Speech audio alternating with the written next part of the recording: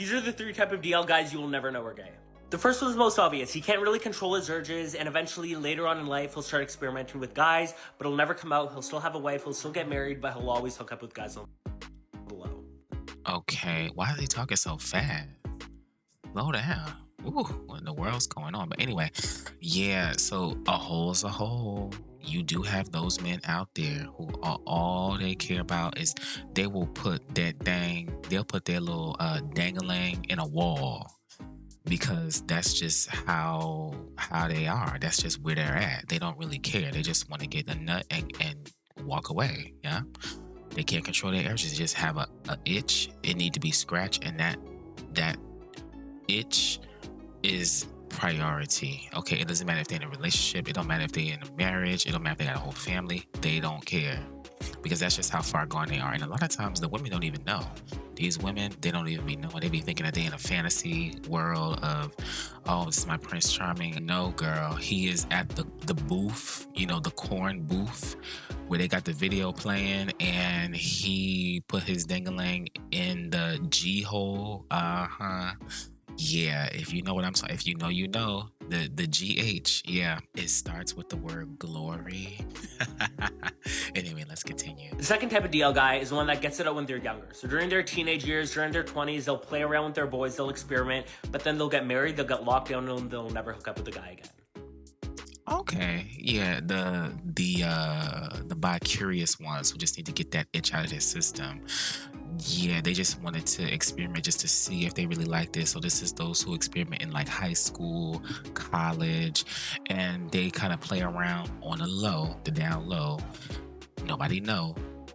And then once they get out their system, they get married. Okay, yeah, this is good. Let's continue. Now the third one, which is the most dangerous, are the guys that will never ever touch a man, will never ever hook up with a man, but watch game or jerk off to the thought of men. So most DL men, you will never know are DL. Okay, so that last one I think is more so closeted than DL, because DL to me is just you physically cheating on your girlfriend or whoever the woman in your life is that's a significant other with a man. Okay. Whether you getting some head from a man, whether you are busting another man down, or whether you getting bust down by another man. Either way, you physically cheat, but you in a relationship with a woman and she don't know that you zesty, that you got a little zest in you. Okay, she don't know that zesty spirit was flowing through you, but she thinking that you a 100% heterosexual man, and it's just all lies.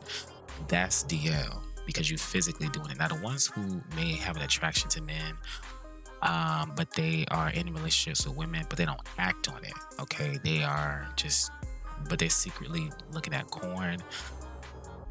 Those are just closeted gays. Closeted gays who are, and he's right. They are very dangerous. They are miserable.